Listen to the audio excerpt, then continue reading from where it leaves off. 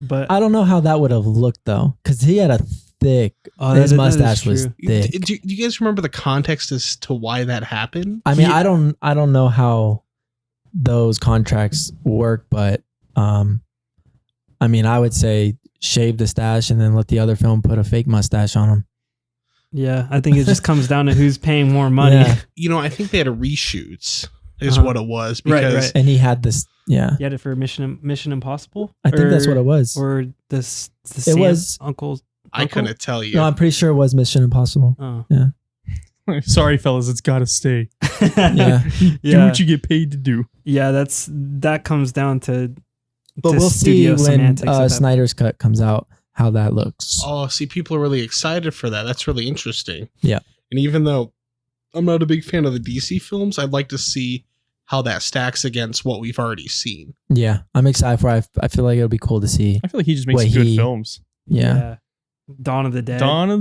That's just the way Which one did he do? He did the remake, the Dawn of the Dead remake. The remake was pretty good. It's He's really a very like a visual director. Like the things he puts on camera look like they come straight out of a comic book. Well, like Watchmen, right? Watchmen is so good. I don't care what anybody says. I love the noir kind of vibe of Watchmen. I do remember the Dawn of the Dead when I was a kid watching the behind the scenes for that. That was cool seeing how they did like the scalps would just like explode and all that. That was cool. I watched that feature over and over again when it came out because I was scared. I was super scared of that movie. Yeah, Watchmen? Me too. No, Dawn of the Dead. Oh, Dawn of the Dead. Snyder one. Yeah. It's a good movie. It's a really good movie.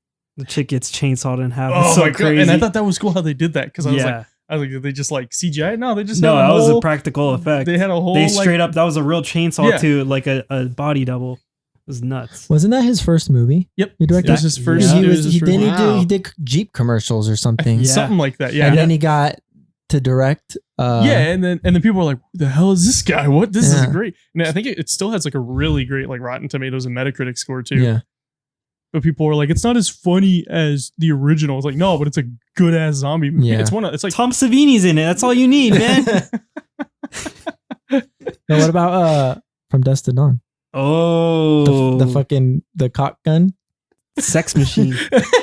That's Tom Savini. Yeah. With Sex Machine, what's Sex Machine? That's his name. Oh, that's his name in the movie. He goes, I'm Sex Machine. Oh, okay. How are you?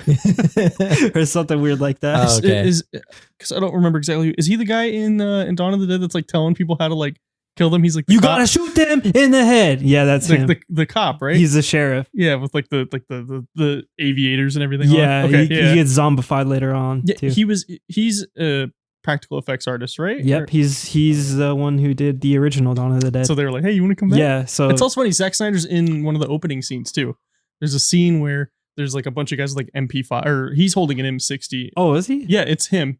I didn't know that. Yeah, I watched the commentary. He's like, "Oh, that's me. That's my one scene with me in it." And there's a bunch of you don't see the zombies coming. It's just that it's like 4 dudes in like and they just Secret Service shooting, gear, and they're just mowing down, and he's one of them. Yeah, damn. I mean, if it's your first film, hell yeah, you put yourself in it, right? with a big old budget like that. Yeah. What's interesting to me about the original Dawn of the Dead, and effects wise, is that the blood looks like red paint. Yeah, and disclaimer, I like the original one better. I think it's more like grounded and stuff, so I like it. And it's like, it has that classic vibe. Romero was still making good movies. Right. But it looks like red paint. Yeah, I don't know why Tom Savini did it that way.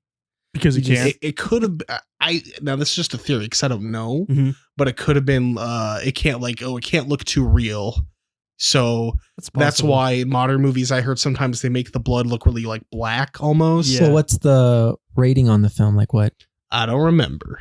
I'm pretty sure it's R.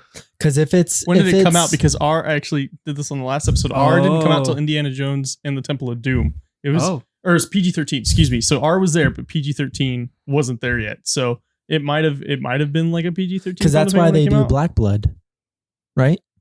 Depending on the rating of the film. That's what I heard. I feel like it looks more realistic like that. Make it less violent. Like when it coagulates and everything. The black one looks a little bit more realistic than what they did in like Dawn of the Dead, where they're like, let's go bright. Let's make it look. It looks like they went to Home Depot, got paint, and did that with all the blood. Yeah, I don't know. That's interesting. And I wonder if somebody could like edit it, like to make it like put a mod on it. What if they just wanted to be like like bam, like they just wanted it to really hit. Maybe that's what he wanted. Maybe pop. he wanted just like a bright, be like, yeah, that's blood. Yeah. I know Tom Savini actually fought in Vietnam, and that's why he got into special effects. Oh my god! Because he had all these crazy images burned into his head, and he was like, I need to get this out of my head somehow. So I know what a decapitated head looks like. Yeah, no, you don't want to see it, but seriously. I'm going to show you.